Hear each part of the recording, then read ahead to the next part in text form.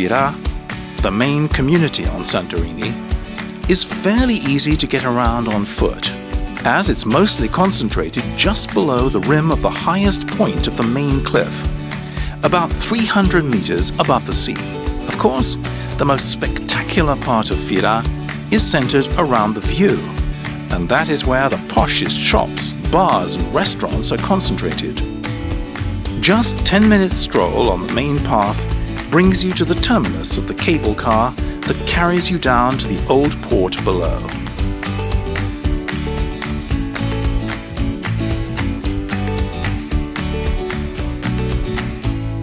It's either that or ride a donkey, as walking up and down is only for the very athletic.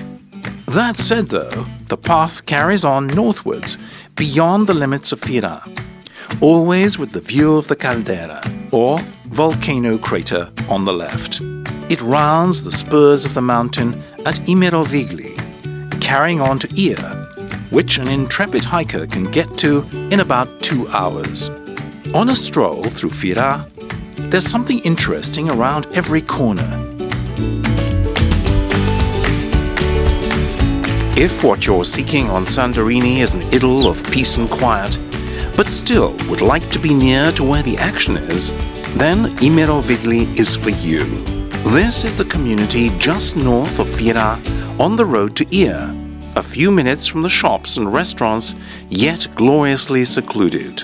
Lining the rim of the volcano of Imerovigli are several hotels of all classes, from super luxurious to clean rented rooms, all of them offering one of the finest vistas in the world, a view over the Caldera, which is what they call the Bay of Santorini, which is just a great filled-in volcano crater.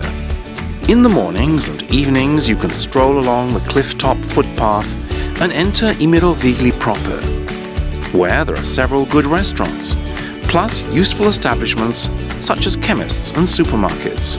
That's just a thumbnail sketch of Imerovigli. Chances are, when you view the sunset from there, you won't want to leave.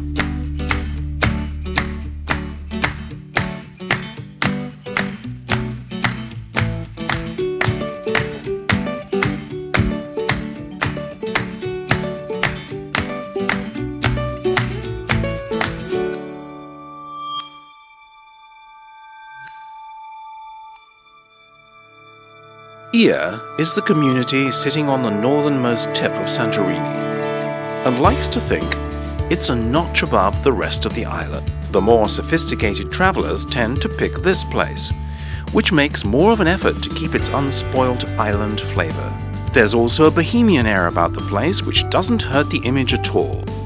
There's a regular bus service from Fira, which takes half an hour each way through a spectacular landscape. Ia is where the black and red volcanic cliff layers are most prominent, boldly challenging the houses that cling to their sides. Life here is indeed lived on the edge. Half a century ago, a strong earthquake sent layers of rock cascading down on some houses. At the bottom of Ia, where the blue Aegean laps against the black rock, is Amudi, a self-contained little community where some of the best fish tavernas are hidden away. As a local traditional taverna, you can sample local tomato patties, followed by an inimitable lobster pasta.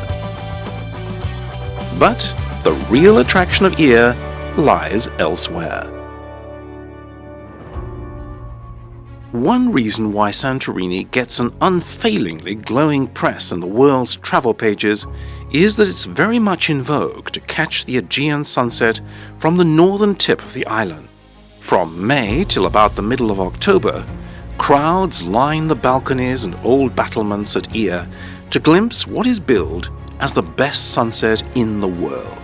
Red, purple, orange and ochre tinges blend dramatically in the lenses of thousands of cameras.